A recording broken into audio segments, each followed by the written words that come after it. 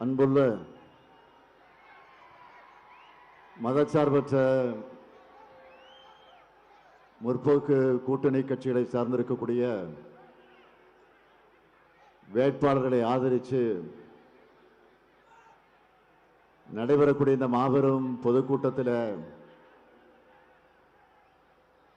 கலந்து கொள்ளக்கூடிய வாய்ப்பை பெற்றமைக்கு இந்த கூட்டத்திற்கு தலைமையேற்றுள்ள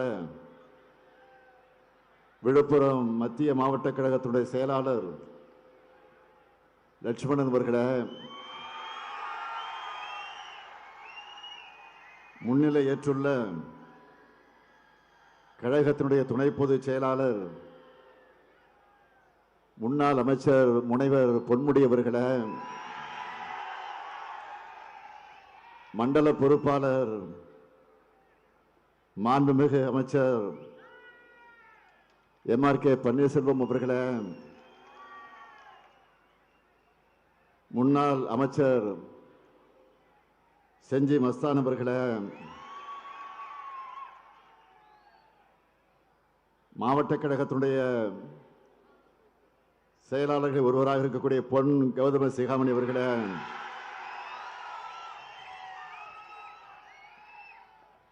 நாடாளுமன்ற உறுப்பினர் விடுதலை சிறுத்தை கட்சியினுடைய துணை பொதுச் செயலாளர் அன்புக்குரிய ரவிக்குமார் அவர்களே, இன்று அதிமுகவில் இருந்து விலகி மீண்டும் நம்முடைய திராவிட முன்னேற்ற கழகத்தில் தன்னை இணைத்துக் கொண்டிருக்கக்கூடிய அன்புக்குரிய செஞ்சி ராமச்சந்திரன் அவர்களே, தோழமை கட்சிகளை சார்ந்திருக்கக்கூடிய தோழர்களே, மதச்சார்பற்ற முற்போக்கு கூட்டணியில் இடம்பெற்றுள்ள பல்வேறு கட்சிகளை சார்ந்திருக்கக்கூடிய நிர்வாகிகளே, செயல் வீரர்களே, தலைமை கழகத்தினுடைய நிர்வாகிகளே, ஒருங்கிணைந்த விழுப்புரம் மாவட்ட கழகத்தினுடைய நிர்வாகிகளே, கழகத்தின் பல்வேறு அணிகளை சார்ந்திருக்கக்கூடிய அமைப்பாளர்களே, துணை அமைப்பாளர்களே, பத்திரிகை மற்றும் ஊடகத்துறை சார்ந்திருக்கக்கூடிய நண்பர்களே, வணக்கத்திற்குரிய வாக்காளர் பெருமக்களே, பெரியோர்களே, தாய்மார்களே, என் உயிரோடு கலந்திருக்கக்கூடிய தலைவர் கலைஞர் அவர்களின் உயிரினும் உயிரான அன்பு உடன்பிறப்புகளே, கடையேழு வள்ளல்கள ஒருவரான காரி ஆண்ட மலையமான் நாடும் வீரத்தின் விளைநிலமாம் ராஜாதேசிங்க கோட்டை கட்டி ஆண்ட பகுதியும் உள்ள விழுப்புரத்திற்கு நான் வந்திருக்கிறேன். விழுப்புரத்தோட பெருமைகளை சொல்ல வேண்டும் என்று சொன்னால், கல்வெட்டுகளுக்கு தொண்டூர், குடவரை கோயில்களுக்கு மண்டகப்பட்டு, பழமையான கோயில்களுக்கு பனமலை, பாறை ஓவியங்களுக்கு கீழ்வாலை, வரலாற்று பெருமைக்கு திருவக்கரை,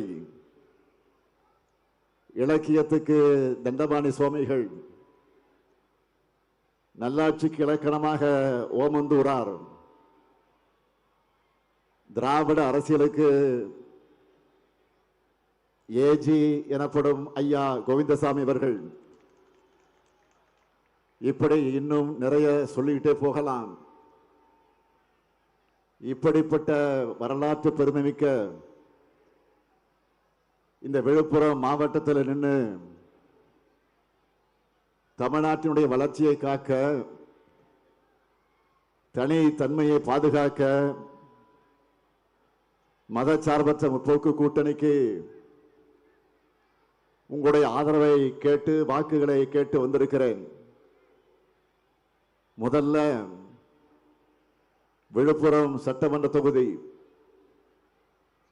நமது வெல்லும் வேட்பாளர் மாவட்ட பொறுப்பாளர் டாக்டர் லட்சுமணன் அவர்கள்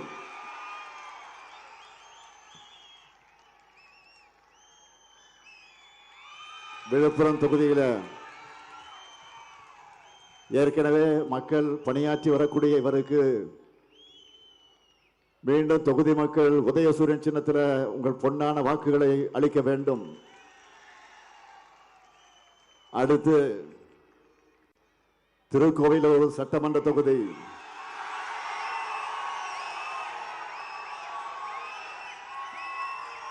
நமது வெல்லும் வேட்பாளர் டாக்டர் பொன் கௌதம சிகாமணி அவர்கள்.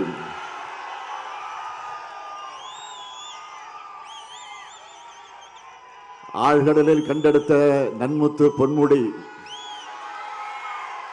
அறிவு முடிதான் பொன்முடி, இப்படி தலைவர் கலைஞர் அவர்களால் பாராட்டப்பட்ட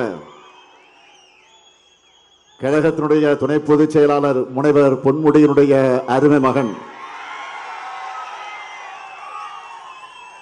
விழுப்புரம் தெற்கு மாவட்டத்தினுடைய செயலாளராக கழக பணி ஆற்றி வருகிறார். கள்ளக்குறிச்சி நாடாளுமன்ற உறுப்பினராக இருந்து மக்கள் பணியாற்றியவர். அப்பாவுக்கு தப்பாத பிள்ளையா இந்த பகுதி மக்களுக்கு உழைத்துக் கொண்டிருக்கக்கூடிய கௌதம சிகாமணி அவர்களுக்கு திருக்கோவிலூர் தொகுதி மக்கள் உதயசூரியன் சின்னத்திற்கு பொன்னான வாக்குகள் அளிக்கணும். அடுத்து செஞ்சி சட்டமன்ற தொகுதி நமது வெல்லும் வேட்பாளர் செஞ்சி மஸ்தான் அவர்கள். திராவிட மாடல் ஆட்சியில சிறுபான்மை மற்றும் வெளிநாடு வாழ் நலத்துறை அமைச்சராக இருந்தவர். விழுப்புரம் வடக்கு மாவட்ட செயலாளராக சிறப்பாக கழகப்பணி ஆற்றி வரக்கூடியவர். என்னுடைய பேரன்பிற்குரிய அன்பு உடன்பிறப்பு பெயரே செஞ்சி மஸ்தான் தான். மூணாவது முறையா செஞ்சி மக்கள் உங்கள் செஞ்சி மஸ்தான உதயசூரியன் சின்னத்தில் நீங்கள் எல்லாம் வாக்களித்து வெற்றி பெற வைக்கணும். அடுத்து விக்கிரவாண்டி சட்டமன்ற தொகுதி நமது வெல்லும் வேட்பாளர் அன்னியூர் சிவா அவர்கள். விக்கிரவாண்டி இடைத்தேர்தலில் வெற்றி பெற்று இந்த 20 மாத காலத்தில் கொடுத்த வாக்குறுதிகள் அனைத்தையும் இந்த தொகுதிக்கு கொண்டு வந்து சாதித்து காட்டிய ஆற்றலாளர் அன்னியூர் சிவா. மாநில விவசாய தொழிலாளர்களின் செயலாளராக இருந்து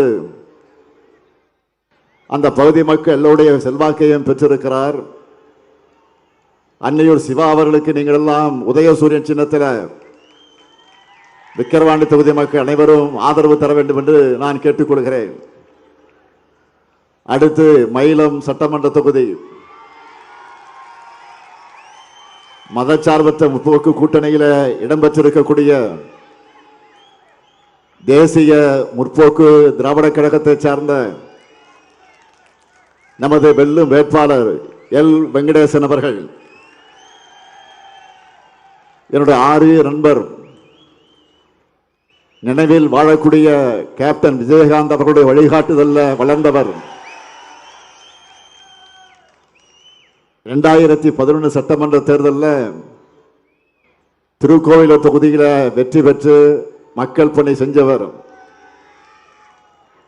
அருமை சகோதரி பிரேமலதா விஜயகாந்த் அவர்களால் மயிலம் தொகுதியுடைய வேட்பாளராக அறிமுகம் செய்யப்பட்டிருக்கக்கூடிய எல் வெங்கடேசன் அவர்களுக்கு மயிலம் தொகுதி மக்கள் முரசு சின்னத்தில் உங்களுடைய பொன்னான வாக்குகள் அளிக்க வேண்டும் என்று நான் கேட்டுக்கொள்கிறேன். அடுத்து வானூர் சட்டமன்ற தொகுதி நமது வெல்லும் வேட்பாளர் கௌதம் திராவிடமணி அவர்கள். தன்னோட தாத்தா சுப்பராயன், அப்பா திராவிடமணி இவர்களோட வழித்தடத்தில் கழக பணி ஆற்றி வருகிறார். கௌதம் திராவிடமணி அவர்கள் 3வது தலைமுறையா கழக பணியாற்ற இவர் மாவட்ட கவுன்சிலராகவும் மக்கள் பணியாற்றி வருகிறார். இளம் வேட்பாளர் கௌதம் திராவிடமணி அவர்களுக்கு நீங்கள் எல்லாம் வானூர் தொகுதியில் இருக்கக்கூடிய மக்கள் உதயசூரிய சின்னத்தில் உங்கள் வாக்குகளை அளிக்க வேண்டும். நிறைவா நிறைவா திண்டிவனம் சட்டமன்ற தொகுதி நம்முடைய தோழமை கட்சியான விடுதலை சிறுத்தைகள் கட்சியை சார்ந்த வெல்லும் வேட்பாளர் வன்னியரசு அவர்கள், விடுதலை சிறுத்தை கட்சியினுடைய தலைவர் எழுச்சி தமிழர் தோல் திருமாவளவன் அவர்கள், அதேபோல் மற்றும் பொதுச் செயலாளர் நாடாளுமன்ற உறுப்பினர் அருமை சகோதரர் ரவிக்குமார் நம்பிக்கை பெற்ற வேட்பாளர் விடுதலை சிறுத்தை கட்சியோட மாநில துணை பொதுச் செயலாளர், பல்வேறு மக்கள் போராட்டங்களை முன்னின்று நடத்தி சிறை சென்றவர், இன்னும் பெருமையோடு சொல்லணும்னா தொலைக்காட்சி வாதங்கள்ல தீர்க்கமான வாதங்களை செய்யக்கூடியவர், நம்மில் ஒருவராக இருக்கக்கூடிய வன்னியரசு அவர்கள் வெற்றிக்கு கழக நிர்வாகிகள் கடுமையாக உழைக்கணும். திண்டிவன தொகுதி மக்கள் வன்னியரசு அவர்களுக்கு பானை சின்னத்தில் உங்களுடைய பொன்னான வாக்குகள் அளிக்க வேண்டும் என்று அன்போடும் உரிமையோடும் கேட்டுக்கொள்கிறேன். இப்போ நான் அறிமுகப்படுத்தி இருக்கக்கூடிய மதச்சார்பற்ற முற்போக்கு கூட்டணியினுடைய இந்த 7 வேட்பாளர்களையும் பெருவாரியான வாக்கு வித்தியாசத்தில் நீங்கள் வெற்றி பெற வைக்கணும். நீங்க எல்லாம் தயாரா? வெற்றி உறுதியா? சத்தமா? சத்தமா? வெற்றி உறுதி ஆயிடுச்சு. வேட்பாளர்கள் இப்ப உட்காரலாம். சீட்டு கிடைச்சிருச்சு உங்களுக்கு, உட்காருங்க. பல முறை நான் இந்த விழுப்புரத்திற்கு வந்திருந்தாலும் கடந்த ஆண்டு ஜனவரி மாதம் வந்ததை என்னால மறக்கவே முடியாது. என்னால மட்டும் இல்ல, உங்களாலும் மறக்க முடியாத அளவுக்கு வரலாற்றில் முத்திரை பதிச்ச நாள் அந்த நாள். நம்முடைய நெஞ்சங்கள்ல இன்றும் வாழ்ந்து கொண்டிருக்கக்கூடிய திராவிட இயக்கத்தினுடைய தீரர் ஏஜி என்று அன்போடு அழைக்கப்படக்கூடிய ஐயா ஏ கோவிந்தசாமி அவருடைய நினைவரங்கத்தை, அது மட்டும் இல்ல, இடஒதுக்கீட்டுக்கான போராட்டத்தில் உயிரிழந்த 21 சமூக நீதி போராளிகளுக்கான மணிமண்டபத்தை நான் திறந்து வச்சேன். இதை எனக்கு கிடைச்ச வாழ்நாளில் எனக்கு கிடைத்திருக்கக்கூடிய பெருமையாக நான் கருதுகிறேன். 2019ஆம் ஆண்டு விக்கிரவாண்டி தொகுதியினுடைய இடைத்தேர்தலுக்காக நான் இங்கே வந்தபோது நம்முடைய அமைச்சர் முனைவர் பொன்முடி அவர்களும் நம்ம திராவிட ஆழ்வார் ஜெகத் ரட்சகன் அவர்களும் அதேபோல் நம்முடைய சகோதரர் அன்னியூர் சிவா அவர்களும் இதை கோரிக்கையாக வச்சார்கள்.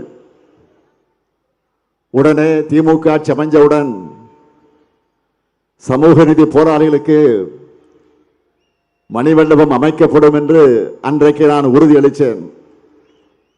இந்த ஸ்டாலின் சொன்னா சொன்னதை செய்வான். 21 சமூக நீதி போராளிகளுக்கான மணிமண்டபத்தை கட்டி திறந்து வச்சுட்டு தான் இன்னைக்கு உங்ககிட்ட உரிமையோட வாக்கு கேட்க வந்திருக்கிறேன். தமிழ்நாட்டில் மட்டும் இல்ல, இந்தியா முழுக்க சமூக நீதினா திமுகனா சமூக நீதி. சமூக நீதிக்காக இந்த மண்ணில் நடந்த மிக முக்கியமான 1987 போராட்டம் மறக்க முடியுமா? பெருமதிப்பிற்குரிய ஐயா ராமதாஸ் அவர்கள் தலைமையில் நடந்த போராட்டம். போராடின பிற்படுத்தப்பட்ட மக்களை அன்றைய அதிமுக ஆட்சி காலத்தில் காக்கை குருவிகளை போல சுட்டு கொண்டாங்க. ஆனா 1989 திமுக ஆட்சிக்கு வந்தவுடனே தலைவர் கலைஞர் அவர்கள் முதலமைச்சராக பொறுப்பேற்ற உடனே நம்முடைய ஆருயிர் அண்ணன் சேலத்து சிங்கம் வீரபாண்டியார் அவர்கள் மூலமா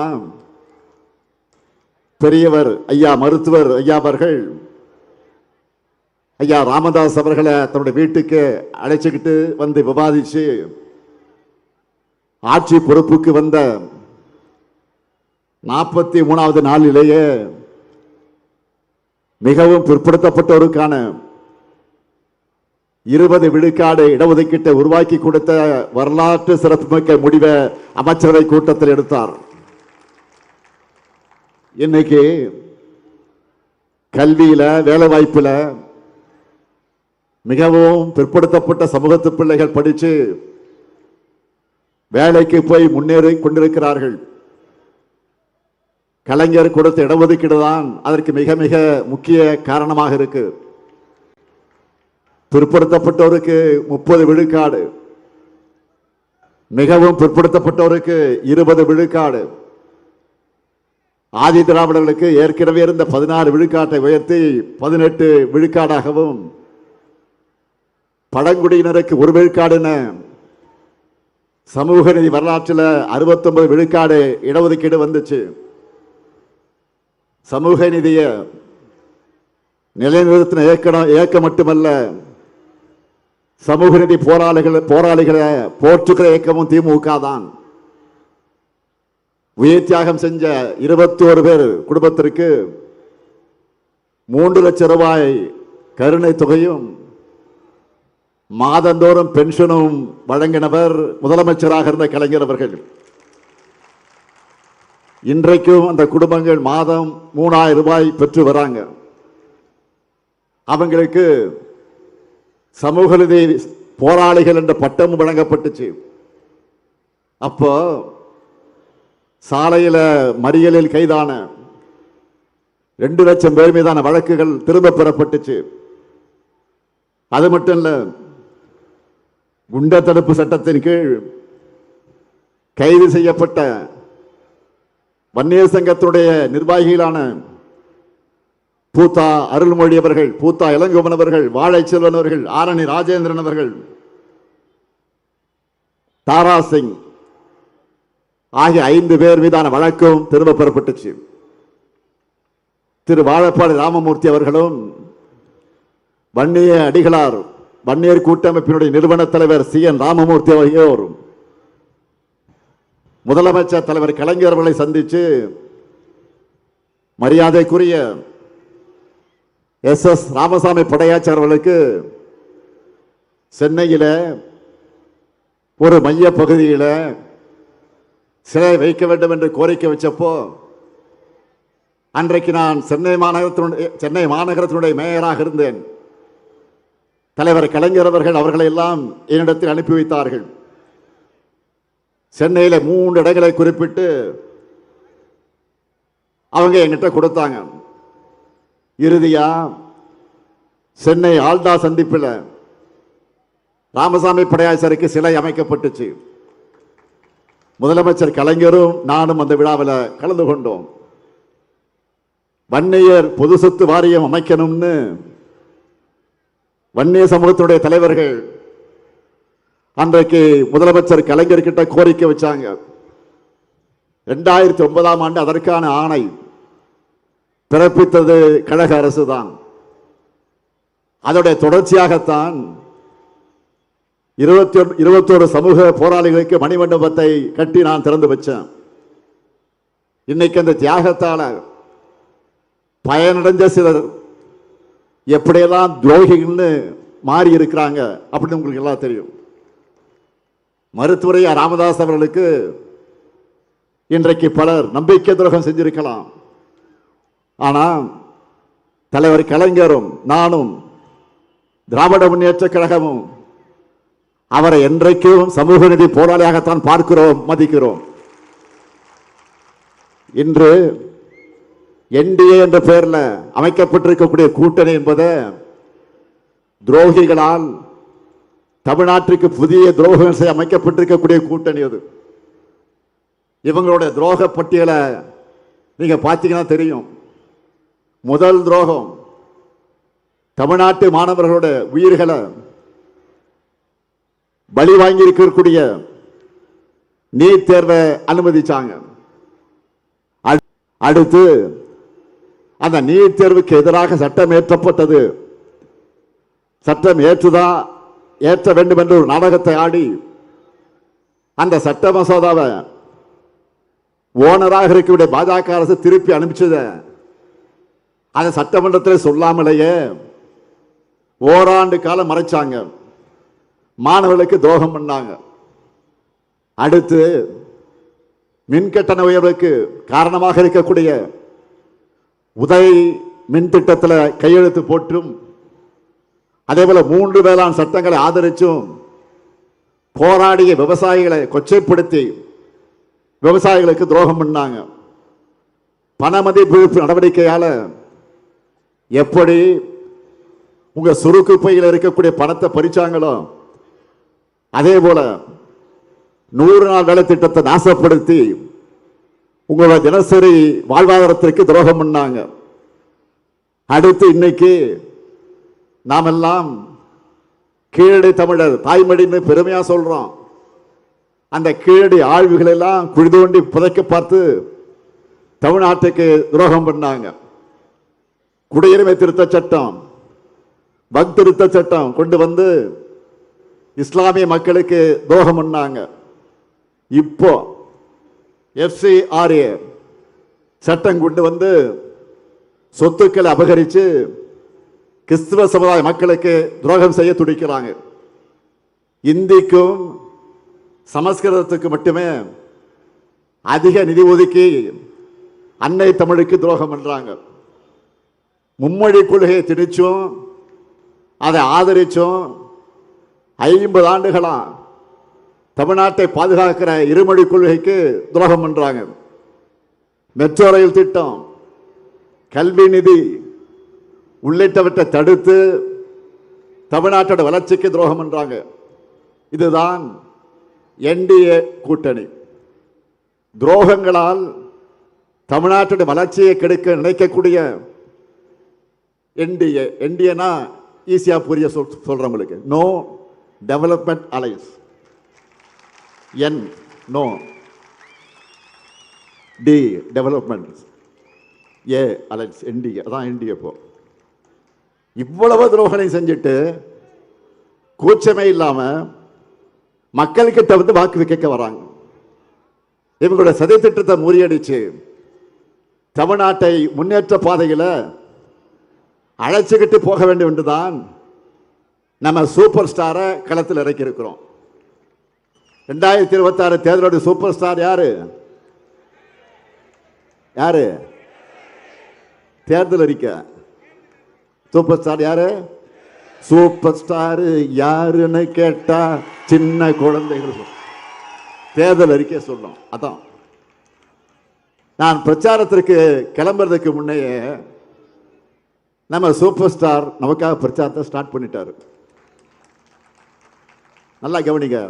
வாக்கு எண்ணப்படக்கூடிய மே 4, அந்த நாள் என்ன நாள்னா கல்யாண நாள்னு சொல்றாங்க. கல்யாண நாள் அன்னைக்கு மே 4. நான் தேர்தல் அறிக்கை வெளியிட்ட நாள் தான் நம் வெற்றிக்கு நிச்சயதார்த்த நாள். அப்படிப்பட்ட அறிவிப்புகள் இந்த தேர்தல் அறிக்கைகள் நிறைய இருக்கு. அதில் இருக்கக்கூடிய டாப் அறிவிப்பை மட்டும் இப்ப சொல்றேன். என்னது? இல்லத்தரசி திட்டம் தெரியுமா?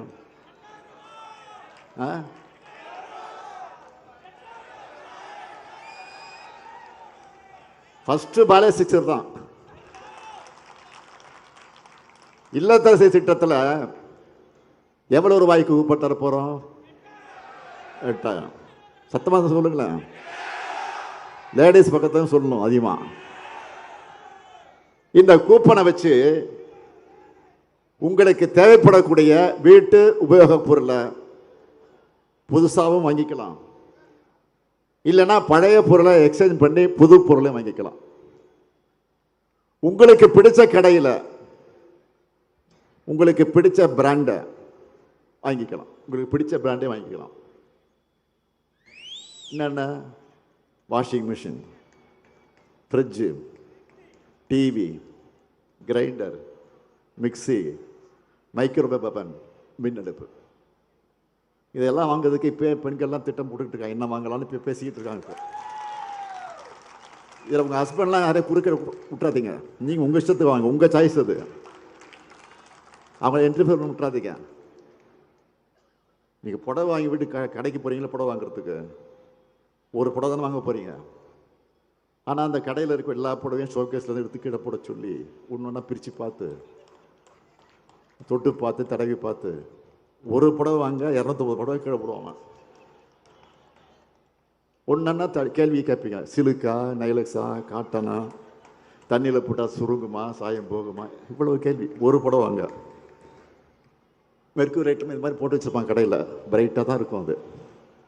ஆனால் அதை நம்ப மாட்டீங்க. நீங்கள் என்ன பண்ணுங்க, இந்த புடவை எடுத்துக்கிட்டு வெளியில் போய் வெயிலில் சூரிய வெளிச்சத்தில் போய் காட்டுங்க. இதெல்லாம் உனக்கு எப்பறம் அனுபவம் கேட்டுறாதீங்கண்ணே, யதார்த்த நிலையை சொல்கிறேன். ஆக என்ன பொறுத்தவரை நம்ம குடும்ப தலைவருடைய வீட்டு வேலை சும்மா குறையணும். அதுக்காக தான் இந்த திட்டமே. எப்படி தலைவர் கலைஞர் அவர்கள் சொன்னபடியே கலர் டிவியும் கேஸ் அடுப்பையும் கொடுத்தாரு. அவருடைய மகனான நானும் சொன்னபடி இல்ல திட்டத்தை நிறைவேற்றுவேன். இது மட்டுமல்ல, தேர்தல் அறிக்கையில மற்ற வாக்குறுதிகள் நீ விரிவா சொல்லி இருக்கிறோம். இது எல்லாத்தையும் செய்வோம் என்ற நம்பிக்கை எனக்கு மட்டும் இல்ல, ஒட்டுமொத்த தமிழ்நாட்டு மக்களுக்கும் இருக்கு. ஏன்னா சொன்னதை செய்த கலைஞரின் மகன் நான். சொன்னதை மட்டும் இல்ல, சொல்லாததையும் அதிரடியா செய்கிற ஸ்டாலின் தான். செஞ்சல அதிரடியா. இந்தியாவே திரும்பி பார்க்கிற மாதிரி கலைஞர் மகளிர் உரிமை திட்டம் 5000 ரூபாய் காலைல 5 மணிக்கே போட்டாச்சு. எல்லாருக்கும் ஷாக்கு, அதிர்ச்சி, இன்ப அதிர்ச்சி. விடியல் பயணம், நான் முதல்வன், மக்களை தேடி மருத்துவம், இன்னொரு காக்கும் நம்மை காக்கும் 48, புதுமை பெண், தமிழ் புதல்வன், ஏராளமான திட்டங்களை செயல்படுத்திக்கிட்டு இருக்கோம். என்னை பொறுத்தவரையில் கோட்டையில் இருந்து மட்டும்தான் வேலை செய்யணும், ஆட்சி செய்யணும் அப்படின்னு இல்லை. மக்களுடைய மக்களா, உங்களில் ஒருவனா ஆட்சி செய்யணும். அதுதான் என்னுடைய பாலிசி. மாவட்ட அளவில் நீங்கள் பார்த்துருப்பீங்க, எவ்வளோ நிகழ்ச்சிக்கு போகிற மாவட்ட அளவில் அரசு நிகழ்ச்சிகளுக்கு வந்தால் கூட, நிகழ்ச்சிக்கு வந்தோம் நலத்திட்ட உதவிகளை வழங்கணும் கிளம்பிட்டோன்னு இருக்க மாட்டேன். மாவட்ட கலெக்டர் உள்ளிட்ட அதிகாரிகள் கூட ஒரு ரிவ்யூ மீட்டிங் போடுவேன். அங்கே அந்த மாவட்டத்தில் இருக்கிற இடங்களுக்கு சர்ப்ரைஸாக ஆய்வுக்கு போவேன். அவங்களுக்கே தெரியாது, திடீர்னு போவேன். கூட இருக்கிற நம்ம எங்கள் எம்எல்ஏக்கே தெரியாது, எங்கள் அமைச்சர்களுக்கே புரியாது. அங்கே ஏதாவது குறை இருந்துச்சுன்னா அதை தீர்க்க நடவடிக்கை எடுப்பேன். நம்ம விழுப்புரத்தில் கூட உலக்கூர் ஆரம்ப சுகாதார நிலையத்தில் ஆய்வு மேற்கொண்டதை நீங்கள் மறந்திருக்க மாட்டீங்க. இப்படி ஒவ்வொரு மாவட்டத்துக்கும் ஒவ்வொரு கிராமத்துக்கும் போகிற காரணத்தினால தான் அந்தந்த ஊர்களுக்கு தேவை என்ன இருக்குன்னு கவனித்து செஞ்சு கொடுக்க முடியுது. நான் ஒவ்வொரு மேடையிலையும் ஒவ்வொரு ஊர்லேயும் நம்முடைய சாதனை திட்டங்களை பட்டியலிட்டு சொல்கிறேன்னு. இது மாதிரி பழனிசாமியால் லிஸ்ட்டு போட முடியுமா?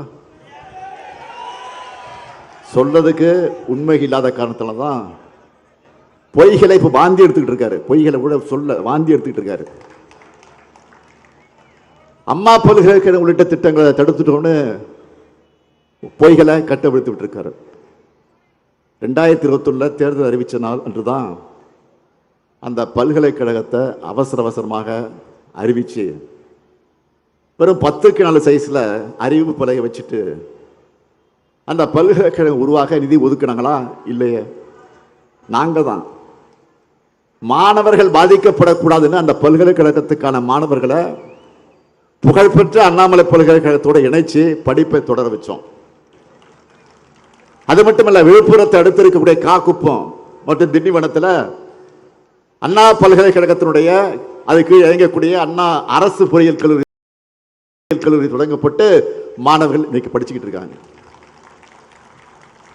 அதே போல ஒவ்வொரு தொகுதிக்கும் ஒரு கலைக்கல்லூரின்னு திருவண்ணூர், திருக்கோவிலூர், செஞ்சி, விக்கிரவாண்டி, அன்னியூரில் புதுசாக கலைக்கல்லூரி தொடங்கப்பட்டு ஆயிரக்கணக்கான கிராமப்புற மாணவர்கள் படிச்சுக்கிட்டு இருக்காங்க. பழனிசாமி அவர்களை சாதனைகளை மட்டும் இல்லை, உங்களுடைய ஒவ்வொரு பொய்க்கும் என்னால புள்ளி விவரத்தோட பதிலடி கொடுக்க முடியும். தோல்வி பயத்தில் தினம் பழனிசாமி அவர்கள் தாறுமாறா தரங்கிட்டு பேசுறாரு. இன்னைக்கு மாலை, இன்னைக்கு ஈவினிங், இன்னைக்கு மாலை சென்னையில் என்னை பற்றி என்ன சொல்லியிருக்கா தெரியுமா? திமுக ஆட்சியில் கொரோனா வந்துச்சா, வந்திருந்தா கொரோனாவில் இவரே போயிருப்பார். என்ன திமுக ஆட்சியில் வந்து தான் போயிருப்பேனா? இன்னைக்கு பழனிசாமி பேசியிருக்கிறார். பழனிசாமி அவர்களை, என் மரணத்தை பற்றி பேசுறீங்களே, மரணத்தை பார்த்து கலங்கக்கூடியவனும் பயப்படுகிறவனும் நான் அல்ல.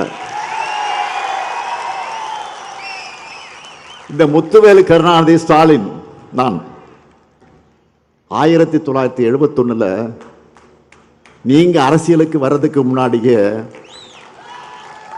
23 வயசுல மிசாவில் கைது செய்யப்பட்டு சிறை கொடுமைக்கு ஆளானவன் நான். ஓராண்டு கால நெஞ்சிரத்தோடு சிறையில் இருந்தவன் நான். பொது வாழ்க்கையில் எல்லாத்தையும் எதிர்கொண்டுதான் ஆகணும்னு எனக்கு சிறைக்கு அனுப்பி வைத்தவர் என்னுடைய ஆறுயிர் தலைவர், என்னுடைய தலைவர், என் தந்தை கலைஞர் அவர்கள். கொடுஞ்சரின் கொடுமைக்கு பயப்படாத நான் இந்த கொரோனாவுக்கு பயப்பட போறேன்? கொரோனா மேல எல்லாரும் பெரும் அச்சத்தில் இருந்தப்பவே அதுக்கான பிபி கூட அழிஞ்சுக்கிட்டு கொரோனா வாழ்வுக்குள்ள போனவன் தான் இந்த ஸ்டாலின்.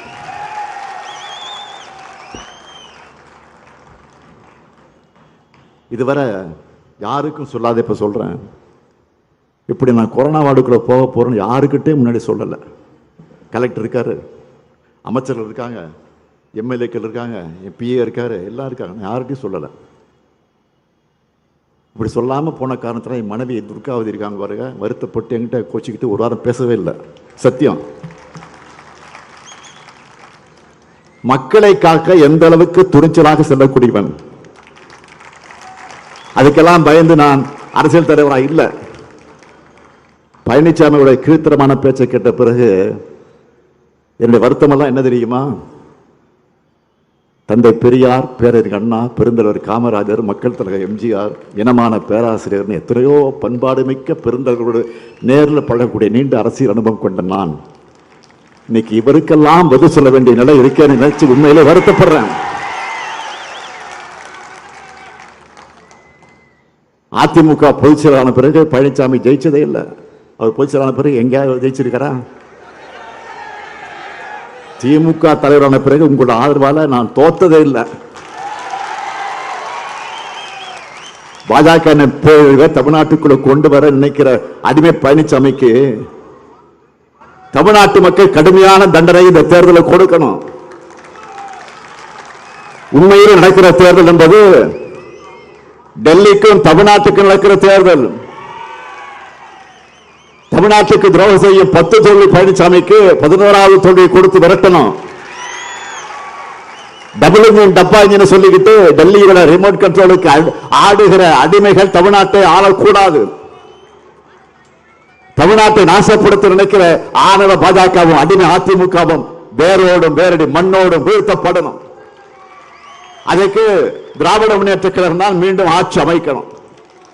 கலைஞரின் மகனா கேட்கிறேன், திராவிட மாடல் 2.0 ஆட்சி அமைய விழுப்புரம் சட்டமன்ற தொகுதியில் நமது வெல்லும் வேட்பாளர் டாக்டர் லட்சுமணன் அவர்களுக்கும், திருக்கோவில் தொகுதியில் சட்டமன்ற தொகுதியில் நமது வெல்லும் வேட்பாளர் டாக்டர் பொன் கௌதம ஸ்ரீகாமணி அவர்களுக்கும், செஞ்சி சட்டமன்ற தொகுதியில் நமது வெல்லும் வேட்பாளர் செஞ்சி மஸ்தான் அவர்களுக்கும், விக்கிரவாண்டி சட்டமன்ற தொகுதியில் நமது வெல்லும் வேட்பாளர் அன்னை சிவா அவர்களுக்கும், வானூர் சட்டமன்ற தொகுதியில் நமது வெல்லும் வேட்பாளர் கௌதம் திராவிடமணி அவர்களுக்கு உதயசூரியன் சின்னத்தில் வாக்களித்து இவங்க எல்லாம் பெரும்பாலான வாக்கு வித்தியாசத்தில் வெற்றி பெற வைக்கணும். அதே போல மயிலம் சட்டமன்ற தொகுதியில் நமது தோழர்